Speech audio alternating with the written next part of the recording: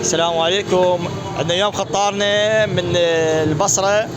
المشكلة اللي عنده سيارة ما تمشي والسحب ضعيف، ويقول حسب ما يقول هو صاحب السيارة، يقول عندي مشكلة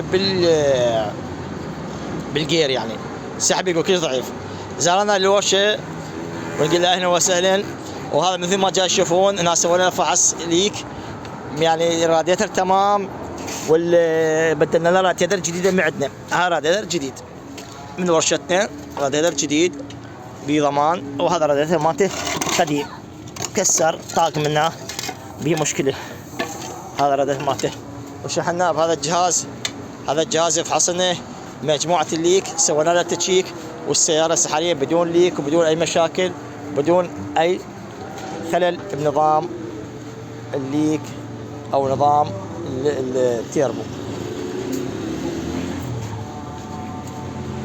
تحياتنا ورشة مهدي ناصرية حي الشهداء، مجاور جامع محسن، لفحص برمجة والصيانة كافة أنواع السيارات الحديثة، كهرباء السيارات.